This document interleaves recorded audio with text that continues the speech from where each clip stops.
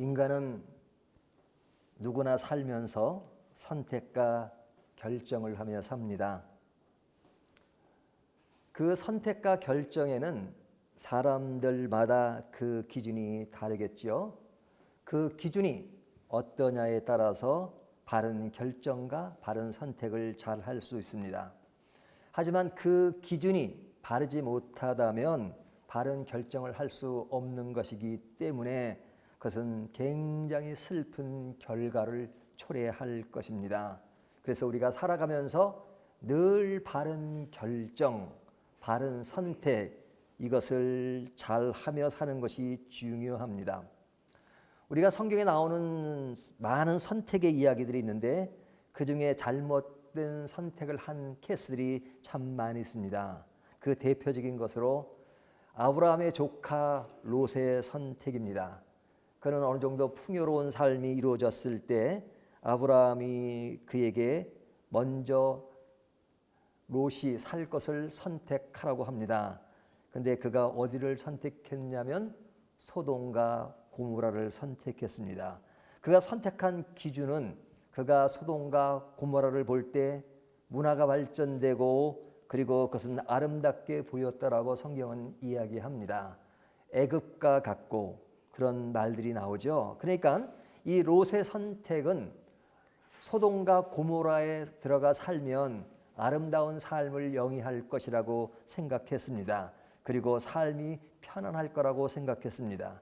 나중에 롯이 가서 그것에 관원을 한 것을 보면 그가 가진 많은 재산을 그곳에 주고 그는 거기서 자리 잡기 위해서 애를 썼던 것 같습니다. 그러니까 그것이 매우 살기 좋을 것이라고 생각해서 소돔과 고모라를 선택했습니다. 하지만 우리가 뒤에 내용을 알고 있다면 그 선택이 얼마나 어리석은 선택이었는가 하는 것을 알 수 있습니다. 하지만 그 당시 롯이 선택할 때는 최고의 선택을 했다라고 생각하겠죠. 우리가 룻기를 보면 나오미의 남편 엘리멜렉이 선택을 합니다. 베들레헴에 흉년이 들었을 때 그는 베들레헴에 있는 것보다는 모압으로 피하는 것이 더욱더 좋은 선택이라고 생각했습니다. 그래서 그는 그것을 향해 갔습니다. 그 선택이 옳을 것만 같았습니다. 하지만 룻기를 보면 그 선택이 있은 얼마 후에 엘리멜렉이 죽고 그의 아들 두 사람이 죽은 것을 볼 수 있습니다. 뒷면까지 가보면 결코 그의 선택은 옳은 선택이 아니었습니다. 나오미가 베들레헴에 들어오긴 하지만 베들레헴에 있었던 사람들은 그들은 어려울 때 남아서 그것을 잘 유지하고 그리고 풍년이 된 베들레헴을 그리고 있었습니다. 하지만 나오미의 가정은 어려움을 피하기 위해서 모압 땅에 갔지만 그가 돌아올 때는 처참하게 돌아왔고 그리고 베들레헴에 있는 사람들에게 고개를 들 수 없는 그런 모습을 자아내게 했습니다. 그들의 선택은 잘못된 선택이었습니다. 뿐만 아니라 우리가 요나서를 보면 하나님은 요나에게 니느웨 성으로 가라고 합니다. 하지만 요나는 니느웨 성으로 가지 않고 다시스를 선택합니다. 그의 다시스의 선택이 얼마나 잘못된 선택이었다는 것을 우리가 요나서 전체를 통해서 알 수 있습니다. 물론 이들의 잘못된 선택을 통해서도 하나님은 그들을 붙잡아 주시고 계도 수정을 해서 바른 길로 가게 만드는 일이 있었습니다. 하지만 그들의 선택 하나만을 집중해서 볼 때 그들의 선택은 잘못된 선택이었습니다. 그러면 이들의 선택에는 어떤 특징들이 있었는가? 우리가 롯의 선택을 보면 롯의 선택의 기준이 있었습니다. 그것은 장소 선택이었는데 그 장소는 너무나도 살기 좋은 땅으로 보였습니다. 그러니까 내가 살기 좋은 터전 이것을 마련하기 위해서 소돔과 고모라를 택했던 것입니다. 좋아 보이는 땅, 거기에 살기만 하면 많은 것을 누릴 수 있을 것이라고 생각했습니다. 엘리멜렉은 베들레헴에 흉년이 들어서 그곳에 있는 것보다는 모압으로 갈면 먹고 사는 문제가 편해질 것이라고 생각했습니다. 그는 인생의 계산기를 두드린 것입니다. 그런데 그 계산기가 잘 맞지 않았습니다. 요나의 선택은 그가 니느웨로 가지 않고 다시스로 간 것은 니느웨, 아수르는 그에게 원수의 나라였고 그들과의 관계가 좋지 않았기 때문에 좋지 않은 관계를 다시 맺고 싶지 않았습니다. 그러니까 인간 관계의 문제점을 두고 요나는 아수르를 가지 않고 정반대에 있는 다시스로 향했습니다. 인간 관계에 있어서의 계산을 한 것입니다. 그러니까 이들 모두의 계산은, 이들 모두의 선택은 굉장히 인간적이었습니다. 이익을 추구하고 계산을 하고 내 인생에 가장 편하고 안이한 그런 것을 선택했습니다. 우리가 살면서 계산을 하고 좋은 것을 선택하는 것 그 자체가 잘못된 것은 아닙니다. 우리가 모든 것을 잘 판단하고 또 유리하고 좋은 환경을 만드는 것은 필요합니다. 하지만 이들의 이런 선택에도 불구하고 이들의 선택이 잘못되었다는 결정적인 특징은 뭐냐? 그들 모두의 선택은 하나님의 뜻을 따르지 않았다는 겁니다. 그들의 선택은 인간적인 선택, 그것은 옳을 수도 있고 옳지 않을 수도 있을 측면이 있지만 그들의 결정적인 실수는 하나님의 뜻을 전혀 따르지 않았다는 겁니다. 그것이 문제였습니다. 오늘 저희가 이사야 31장을 읽고 있는데요. 이사야 31장에 보면 이 유다는 누구를 택하느냐? 애굽을 택합니다. 1절을 보시면요. 도움을 구하러 애굽으로 내려가는 자들은 화 있을진저 그러죠. 도움을 구하러 애굽으로 내려가는 자 누구죠? 유다 백성들이죠. 유다 백성들은 애굽을 택합니다. 지금 아수르와 굉장히 안 좋은 관계에 있는데 아수르와 가깝게 지내는 것이 아니라 아수르를 이기기 위해서는 애굽을 선택해야 된다고 생각했습니다. 왜냐하면 애굽은 굉장히 강했기 때문에 그렇습니다. 그 강한 내용이 1절 보면 그들은 말을 의지하며 병고의 많음과 마병의 힘이 강함을 의지하고 그러죠. 그러니까 애굽이 그 당시에 굉장히 강한 모습을 지니고 있기 때문에 그들이 애굽을 선택하면 그 모든 어려움들을 이길 수 있다고 생각했습니다. 그럴 수 있죠. 우리가 힘의 균형을 무시할 수는 없습니다. 우리가 힘의 균형을 찾고 그것을 잘 생활 가운데 적용하는 것은 필요합니다. 하지만 이 경우도 결정적인 것은 뭡니까? 31절 하반절, 1절 하반절을 보면 그들이 말을 의지하며 병고의 많음과 마병의 힘이 강함을 의지하고 그 다음 나오는 내용이 뭡니까? 이스라엘의 거룩하신 이를 앙무하지 아니하며 여호와를 구하지 아니하나니 그들의 결정적인 실수는 하나님의 뜻을 저버렸다는 것입니다. 하나님이 애굽을 선택하지 말라고 했는데 애굽을 선택한 것입니다. 그것이 문제인 것입니다. 이런 결정에 대해서 하나님은 뭐라고 말씀하고 계시죠? 다시 1절을 보면 도움을 구하러 애굽으로 내려가는 자들은 화 있을진저 그러죠. 화 있을진저. 그 화가 무엇인가? 2절을 보면 여호와께서도 지혜로운즉 재앙을 내리실 것이라. 하나님이 그 백성들에게 재앙을 내릴 것이라고 말씀하십니다. 2절 하반절을 보면 악행하는 자들의 집을 치시며 행악을 돕는 자들을 치시리니 그렇게 말씀하고 있죠.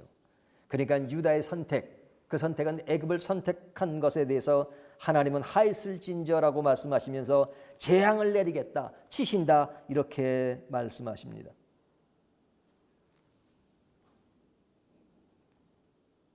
추가 설명하는 것이 뭐냐면 3절을 보면 애굽은 사람이요 신이 아니며 그들의 말들은 육체요 영이 아니라 여호와께서 그의 손을 펴시면 돕는 자도 넘어지며 도움을 받는 자도 엎드려서 다 함께 멸망하리라. 애굽은 사람이요. 그렇죠. 여러분 사람이 사람을 의지한다는 것 필요합니다. 내가 어려울 때 어떤 사람의 도움을 구하는 것이 잘못은 아닙니다. 또 반대로 어떤 사람들이 어려울 때 돕는 것은 너무나도 당연한 것입니다. 사람들이 어려울 때 돕지 않는 것은 인간미가 없는 것이죠. 하지만 분명한 사실은 사람의 도움은 한계가 있다는 것을 늘 생각해야 합니다. 자기를 희생하며 자기가 죽어가면서 남을 돕는 경우는 흔하지 않습니다. 물론 그런 경우도 있죠. 하지만 그렇다 할지라도 인간의 도움은 한계가 있습니다. 어떤 인간도 나에게 완벽하게 도와줄 수 없습니다. 왜? 인간은 다 부족하기 때문에 그렇습니다. 능력의 한계를 가지고 있기 때문에 그렇습니다. 그러니까 인간에게 의지하지 말라는 것이 성경의 말씀입니다. 인간에게 의지하는 것은 한계가 있다. 인간에게 의지하며 사는 모습들이 너무너무 많지 않습니까? 신앙을 떠나서도 우리가 정치계 또 경제계 모든 분야에서 세상이 돌아가는 것을 봅니다. 어떤 선의 줄을 서야 되는지 또 어떤 것을 택해야 하는지 이럴 땐 이렇게 기울어지는 것이 저럴 땐 저렇게 기울어지는 것이 세상을 성공적으로 산다라고 생각하잖아요. 그러니까 그것이 뭡니까? 인간을 의지하는 겁니다. 나 혼자 살 수는 없으니까 내가 저 사람이 잘 나가고 있으니까 저 사람에게 기댄다면 그래도 내 생활에 안정을 보장받을 거야 라고 생각하는 경우가 많습니다. 하나님은 사람에게 의지하지 말라. 하나님을 의지하라. 이렇게 말씀하십니다. 그런데 사람들이 하나님을 선택하지 않아요. 예수를 믿는다고 하도 하나님을 선택하는 것보다는 내가 처한 현실, 상황 이것에 의지하고 이것에 의존하고 사람을 의존할 때가 많습니다. 왜 그럴까요? 결정적인 것은 하나님은 눈에 보이지 않아요. 그래서 믿음이 없으면 하나님이 계신 것으로 인지할 수 없습니다. 하나님은 아무리 보여달라고 해도 물리적인 눈으로 하나님을 볼 수가 없어요. 믿음이 아니면 하나님이 함께 하심을 실감하지 못합니다. 그러니까 사람들은 자꾸 무엇에 의존합니까? 눈에 보이는 사람에게 의존하는 겁니다. 우리에게 당면된 상황, 환경 이 모든 것은 눈에 보이고 손에 잡히고 피부로 느끼는 것이니까요. 그것이 너무너무 가깝게 느껴지는 거죠.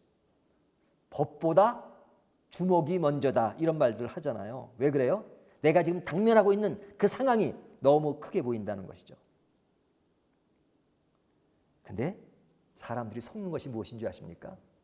우리가 실상과 허상이란 말 하잖아요. 근데 이 실상이라고 하는 것은 실제 보이는 것, 이것을 실상이라고 하고 허상은 눈에 보이지 않으면 허상이라고 생각해요. 물론 그럴 때도 있습니다. 하지만 엄밀히 따지면 그러지 않을 때가 더 많아요. 인간이 가장 속는 것이 뭐냐면 실상을 눈에 보이는 곳을 찾는 겁니다. 눈에 보이지 않으면 다 허상이라고 생각합니다. 제가 요즘 그 새범 채널 유튜브 방송을 하는데 그 쇼호스트와 같이 하는데 이 쇼호스트는 물건을 파는 사람이잖아요. 그래서 재밌는 얘기를 하더라고요. 물건을 팔 때 제가 방송국에도 가봤는데 거기 가보니까 진짜 쇼호스트가 물건을 팔 때 있는 건 뭐냐? 앞에 물건들이에요. 물건들. 물론 사람이 있긴 있죠. 사람이라고 하는 것은 카메라 감독, 찍는 사람들, 그런 스태프들 이런 사람들은 있지만 그러나 그 사람들은 이것을 촬영하는 사람들이고 눈에 보이는 것은 상품입니다. 근데 사람은 보이지 않아요. 어떤 사람들, 물건을 살 사람은 보이지 않습니다. 왜? TV를 통해서 보니까. 그러니까 TV를 통해서 보는 사람이 눈에 보이지 않으니까 그 사람들은 전혀 관심의 대상이 아닌 것이 아니죠. 사실은 물건보다 더 중요한 것은 뭐예요? 지금 눈앞에 보이는 사람은 없지만 TV를 통해서 보는 사람들이 중요하죠. 그들의 마음을 설득해서 사도록 만들어야 되는 거잖아요. 그러니까 중요한 실상은 사람인 겁니다. 신앙인에게도 마찬가지죠. 사람들은 눈에 보이는 것을 중시 여깁니다. 우리가 예배를 드리면 이렇게 보이는 사람이 중요하게 느끼잖아요. 하지만 보이는 사람 중요하죠. 하지만 더 중요한 것은 보이지 않는 하나님이시잖아요. 하나님이 허상이신가요? 하나님이 실상이시죠.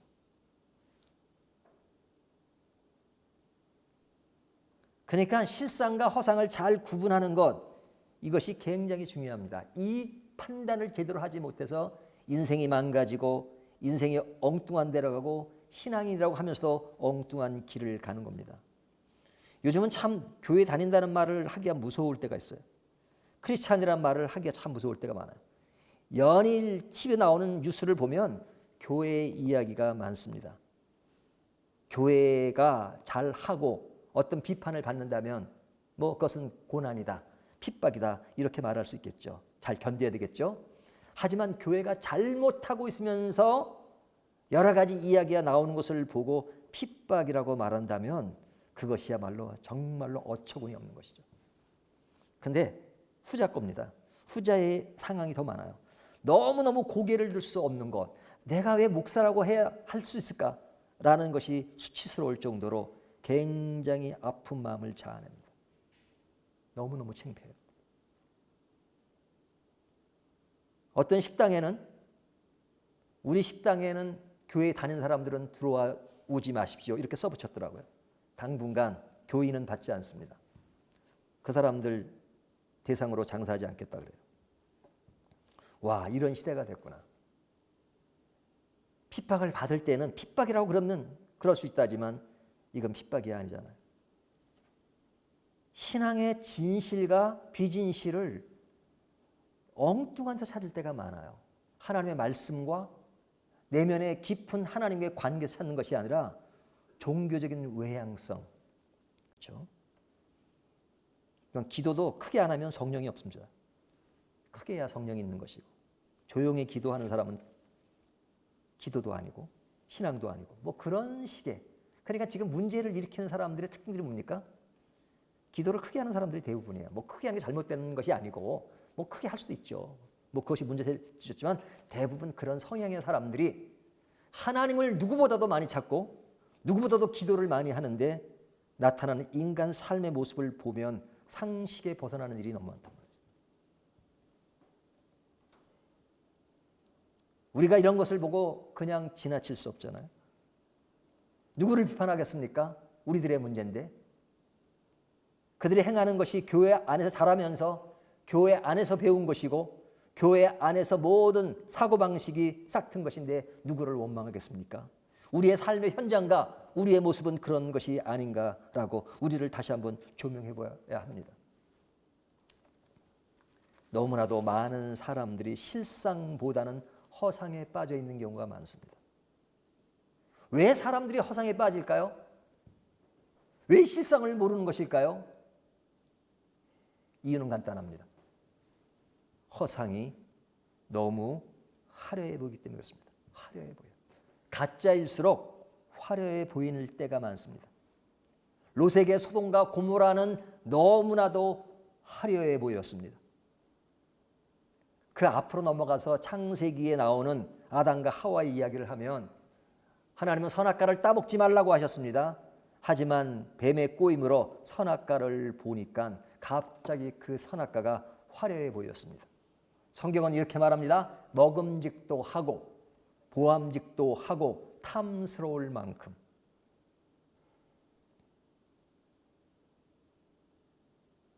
허상은 진짜 화려해 보입니다. 그러니까 사람들이 거기 빠지는 거죠. 지금 오늘 말씀의 유다에게 애굽은 너무 화려해 보였습니다. 막강한 군사력, 아수르를 막을 힘으로 보였습니다. 그러니까 그들이 애굽을 택하는 거죠. 하나님은 애굽을 택하지 말라고 하셨습니다. 하나님이 보이지 않는 거죠. 하나님이 허상처럼 보이는 것이죠. 우리가 취미생활할 때 영화 좋아하시는 분도 있고 연극을 좋아하는 사람 있잖아요. 영화와 연극의 차이점이 뭡니까? 연극은 소극장이 많죠. 뭐 큰 극장도 있긴 하지만 왜 소극장이 많냐면 연극은 사람이 실제 나와서 연기를 하는 겁니다. 그러니까 사람이 실제로 연기를 하기 때문에 공간에 제한이 있어요. 연극으로 판타지 영화를 하기는 너무 힘들어요. 뭐 하기도 하지만 왜냐하면 공간에 제한이 있기 때문에 또 사람의 물리적인 것. 근데 영화는 물리적인 공간을 초월할 수 있습니다. 그러니까 판타지 영화 만드는 거 영화로는 어렵지 않아요. 가상의 현실 세계를 마음껏 날개 피고 돌아다닐 수 있는 것이 영화예요. 하지만 영화와 연극의 차이점이 뭡니까? 연극은 물리적으로 사람을 보는 실상이에요. 실상. 하지만 영화는 허상입니다. 가상의 현실 세계라 그래요. 가상의. 요즘은 영상시대가 지배하니까 가상의 현실 세계가 지배하죠. 여러분 집에서 이걸 보고 있지만 여러분이 보는 화면은 그것은 실체가 아닙니다. 실체는 제가 실체죠. 이 앞에 사람이 있으니까요. 사람은 지금 여기 계신 분들은 보지만 그러나 화면을 통해서 보긴 하지만 그러나 보는 그 TV 자체가 실상은 아니란 말이죠. 하지만 실제처럼 봐요. 이것을 가상의 현실 세계라고 합니다. 요즘 시대는 그 가상의 현실 세계가 지배하기 때문에 그 가상의 현실 세계를 현실 세계로 착각하는 경우가 너무너무 많습니다. 그래서 많은 사건들이 일어나요. 젊은 청년들에게 가상에서 이루어지는 아주 끔찍한 일들을 현실 세계에서 시도하는 경우가 많잖아요. 가상의 현실 세계와 실제 세계를 구분하지 못해서 나타나는 현상이죠. 영화는 연극보다 더 화려합니다. 영화는 예술의 영역이죠. 예술의. 그런 의미에서 아름다운 것입니다. 하지만 그 자체가 실체는 아니란 말이죠. 그래서 영화는 더 화려해요. 화려해요. 연극보다 더 화려합니다. 연극과 영화의 비유를 든 이유는 뭐냐면 무엇이 더 화려한가? 화려한 게 실체인가? 아닙니다. 화려하기 때문에 실체가 아닌 것은 아니지만 허상일수록 더 화려해질 가능성이 많다는 이야기를 하는 겁니다. 하나님은 보이시지 않기 때문에 화려해 보이지 않습니다. 그런데 인간은 보이기 때문에 화려해 보여요. 그래서 실제로 화려한 것은 누굽니까? 보이지 않는 하나님이 더 화려하신 거잖아요. 하나님이 어떤 분이시냐? 천지를 창조하시고 지금도 우리와 함께 계시고 우리를 인도하시고 삼라만상인 모든 것이 하나님의 손에 움직이는 것이니까 하나님보다 화려하신 분이 없잖아요. 그렇게 화려한 분을 왜 느끼지 못합니까? 왜 화려해 보이지 않습니까? 보이지 않으니까. 보이지 않으니까. 그럼 보이지 않다고 하나님이 안 계신 건가요? 아니죠. 보이지 않을 뿐이죠. 그리고 우리가 하나님의 영역 속에 삽니다. 하지만 사람은 보이니까 사람에게는 한계가 있고 부족함이 있고 처절함이 있고 완전함이 없음에도 불구하고 인간이 화려해 보여요. 유다가 그런 것이죠. 애굽이 그래서 화려해 보인 것입니다. 그러니까 하나님을 선택하지 않고 애굽을 선택한 것입니다. 오늘 본문이 9절까지 있는데 4절부터 5절의 이야기는 뭐냐? 그 이야기의 핵심은 이겁니다. 하나님이 허상이 아니라는 것이에요. 그래서 설명합니다. 하나님이 허상이 아닌 보이지 않는 하나님이시기 때문에 이렇게 상징적으로 많이 설명하죠. 비유를 많이 들잖아요. 어떤 비유를 들어요? 사자와 새의 비유를 들잖아요. 4절을 보세요. 여호와께서 이같이 내게 이르시되 큰 사자나 젊은 사자가 자기의 먹이를 움키고 으르렁거릴 때 그것을 치려고 여러 목자를 불러왔다 할지라도 그것이 그들의 소리로 말미암아 놀라지 아니할 것이요. 사자가 지금 먹을 것이 있습니다. 그 먹이가 살아있는 먹이겠죠. 예? 사냥을 했어요.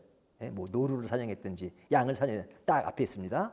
그냥 딱 이렇게 딱 이제 자기 영역이니까 자기 음식이니까 딱 지키고 있어요. 다른 목자들이 와가지고 그것을 보고 딱 그냥 쳐다보지만 그렇다고 사자가 기르가 죽는 것이 아니라는 겁니다. 으르렁 으르렁 거리면서 이거 내 먹이야 딱 지키고 있습니다. 뒤에 보면 새의 이야기를 하죠. 5절 새가 날개치며 그 새끼를 보호함 같이 새가 자기 새끼를 보호하기 위해서 자기가 희생해가면서 자기 새끼를 보호하는 이런 이야기들 동물의 왕국 그런 데서 많이 보잖아요. 그런데 이 새와 사자를 누구로 비유한 것이죠? 하나님으로 비유했잖아요. 하나님으로. 하나님이 사자가 딱 먹이를 딱 유지하는 것, 새가 자기 새끼를 보호하는 것, 이것을 하나의 예로 들어서 설명한 것이 뭡니까? 하나님 보이지 않지만 보이시는 하나님처럼 설명하는 겁니다. 왜? 허상이 아니니까, 실상이니까. 그러니까 하나님이 유다 백성들에게 하는 말씀입니다. 하나님이 예루살렘을 호위하며 건지며 구원하신다 이렇게 말씀하시죠. 5절을 보세요. 여호와가 예루살렘을 보호할 것이라 그것을 호위하며 건지며 뛰어넘어 구원하셨느니라. 누가? 보이지 않는 하나님이 힘이 없어 보이는 것이 아니라 실제로 예루살렘을 보호하고 그들을 건지시고 그들을 구원하는 것은 애굽이 아니야. 하나님이 그렇게 하신다는 거죠. 하나님이. 보이지 않으시니까 하나님이 너희를 보호할 수 없고 너희를 치실 수 없는 것처럼 보이냐? No. 하나님이 너희를 보호할 수 있다. 왜? 하나님이 힘이 있으시니까. 그럼에도 불구하고 왜 애굽을 의지하느냐? 그들의 눈에는 하나님이 화려해 보이는 것이 아니라 애굽이 화려해 보입니다. 이것이 유다 백성들이 안고 있는 큰 문제점이에요. 왜? 허상에 빠져서 그것이 진실인 것처럼 믿고 있으니까. 왜 진실처럼 믿고 있느냐? 화려해 보이니까. 이것이 당시 유대 백성들에게만 끝나는 이야기인가요? 오늘 우리들에게 해당되지 않는 이야기인가요? 오늘날 사람들이 추구하는 것이 뭡니까? 스펙, 외모, 부, 권력, 명예.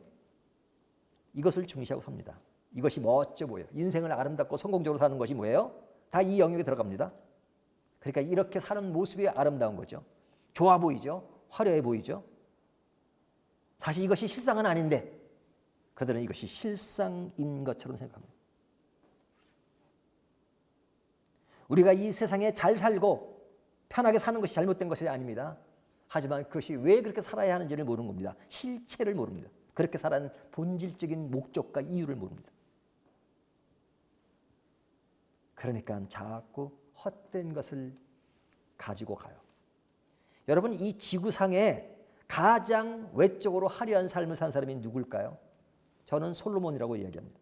솔로몬이야말로 이 세상 어떤 사람보다 가장 화려하게 살았습니다. 왕으로 살았고요. 지혜 있는 사람으로 살았고요. 주변의 모든 조건, 환경 다 좋았습니다. 하지만 솔로몬이 전도서에서 뭐라고 말합니까? 그의 인생 말년에 이렇게 말합니다. 헛되고 헛되니 헛되어서 헛되도다. 인생을 끝까지 살아보고 내린 결론입니다. 인간 삶의 눈에 보이는 모든 것들은 우리가 죽을 때는 다 아무것도 아닙니다. 아무리 큰 부자라도 아무리 명예가 큰 사람이라도 죽을 때는 가장 가난한 거지보다도 가난합니다. 왜? 빈손으로 가기 때문에 그렇습니다. 이 세상에 잡고 있는 것이 실체인 것 같고 실상인 것 같지만 우리가 갈 때는 그것을 다 남겨두고 가야 합니다. 그러니까 한순간 우리에게 필요한 것들이죠. 근데 그것을 영원하다고 생각해요. 어리석은 부자의 이야기가 그 얘기 아닙니까? 그러니까 자꾸만 화려한 것을 찾아요. 사막을 여행하는 사람이 신기루를 보고 오아시스인 것처럼 착각하는 것처럼 자꾸 신기루를 찾고 오아시스로 착각해요. 왜? 가짜일수록 신기루처럼 보이니까. 그러니까 4절, 5절 말씀이 뭐냐면 하나님은 신기루도 아니고 허상도 아니고 실상이시다. 믿음이라고 하는 것은 다른 것이 아니에요. 하나님을 볼 수 있는 것이 믿음인 것이에요. 물리적으로 보는 건 아니겠죠. 하나님의 세계와 하나님의 나라와 하나님의 임재와 하나님의 함께하신가 그런 것들을 볼 수 있는 것. 그래서 모든 삶의 가치가 하나님이 중심이 돼서 하나님의 뜻이라면 그 길을 가겠습니다. 하나님이 포기하라면 포기하고 하나님이 끝까지 하라면 하고 하나님이 중단하라면 중단하고 하나님이 아니라고 하면 아닌 것이고 하나님이 예스라고 하면 예스인 것이고 이것이 믿음이죠. 그런데 참 이것에 의존하고 살기가 쉽지 않아요. 왜? 우리 주변에 허상이 너무 화려한 것이 많아요. 뒤에 나오는 6절과 9절의 이야기는 이 이야기입니다. 그래, 너희가 살아가면서 실상과 허상을 잘 구분하지 못하고 살 때가 많아. 하지만 그날이 되면 실상과 허상은 반드시 구분될 것이라고 말씀하시는 것입니다. 그날에 우리 이사야서 보면 그날에라는 말이 너무너무 많이 나오잖아요. 오늘 본문에 나와요. 7절 너희가 자기 손으로 만들어 범죄한 은 우상, 금 우상을 그날에는, 그죠? 그날에는 모든 것이 다 밝혀질 것이다. 뭐가 밝혀지는 거예요? 허상과 실상. 사람들이 살아가는 동안에는 그걸 판단하지 못하고 잘 인지 못해서 많은 헛된 선택을 해요. 하지만 그것이 밝혀질 때가 있을 것이다. 분명히. 너희가 허상이라고 알았는데 그것이 실상이고, 너희가 실상이라고 알았는데 허상인 것이 밝혀질 때가 있을 것이다. 그런데 그 밝혀질 때까지, 그때 가봐야 하는 것이 얼마나 비극입니까? 성경은 이 말씀을 주어진 이유가 뭐냐면, 그때 가서 꼭 알려고만 하지 말고 지금 알아라 이거죠. 지금. 무엇으로 알 수 있을까요? 9절을 보십시오. 그의 반석은 두려움으로 말미암아 물러가겠고 그의 고관들은 기치로 말미암아 놀라리라. 이는 여호와의 말씀이라. 여호와의 말씀이 분명히 우리들에게 늘 말씀하시는데, 참 이 말씀, 요즘 신앙생활일수록 말씀과 더 멀어져요. 그렇죠? 막 으쌰으쌰하고 그런 사람들이랑 모입니다. 그렇죠? 말씀 보고 기도하고 가장 원초적인 신앙의 것을 강조하면 사람들이 그것에 별로 관심이 없어요. 왜? 그거보다 화려한 것들이 너무 많은데요. 그렇죠? 무슨 기도는, 무슨 말씀은. 눈만 돌리면 너무 주변에 볼 곳이 많고 화려할 것이 많고. 그렇죠? 나를 편하게 만들고 나를 즐겁게 만드는 것이 너무너무 많은데, 즐거운 것이 너무 많은데, 지금이 어떤 세상인데 지금도 여전히 교회에서 말씀 보라고요? 성경 공부하라고요? 큐티하라고요? 뭐 기도하라고요? 내가 믿는데 천국 가는 티켓은 다 따놨는데 뭐 그건 그거고, 그건 보장됐으니까 이제는 이 세상에 편하게 살겠습니다. 내 안위와 내 유익을 위해서. 그러잖아요. 근데 그래, 모르고 지금 그렇게 살지. 하지만 그것이 얼마나 헛된 것인 것을 너희가 알 그날이 있을 것이다. 그러니까 그때 후회하지 말고 지금 그것을 알고 살라 이겁니다. 그것을 알고 사는 것을 뭐라고 말합니까? 믿음이라고 말합니다. 우리가 믿음으로 살자는 말이 그렇게 단순한 말이 아니에요. 너무나 사람들이 믿음으로 산다는 것을 단순하게, 믿습니까? 뭐가 뭔지도 모르고서 아멘 해요. 믿음을 너무 단순화시키고 믿음을 너무 선정적으로, 믿음을 너무나도 눈에 보는 말초신경을 자극하는 것으로 전락시킨 것이 너무 많습니다. 하지만 여러분, 믿음은 그렇게 가벼운 것이 아니에요. 보이지 않는 세계를 보는 것입니다. 화려한 것에 주눅드는 것이 아니에요. 허상과 실상을 구분할 수 있는 것. 그러니까 내가 볼 때 애굽이 힘이 있는 것 같지만 하나님이 하지 말라고 하시니까, 그 말씀이 그러니까 나는 하나님의 뜻을 따르겠습니다. 이렇게 되면 내가 손해볼 것 같지만 그러나 하나님이 크시니까요. 하나님께 두 손 들고 나는 하나님의 뜻을 따르겠습니다. 늘 설교를 하면 강조하는 것이 그것입니다. 앞으로도 그러겠죠. 하지만 여러분, 신앙이라고 하는 것은 보이지 않는 하나님을 다시 한번 내 마음에 담고 영혼에 담고 그 하나님 안에서 내 인생의 길을 걸어가겠다 하는 것이 신앙입니다. 오늘 말씀 속에서 화려한 허상이 나에게 있는가를 다시 한번 생각해 보시면서 오늘도 실상에 의존하는 저와 여러분이 되시기를 주님의 이름으로 축원합니다.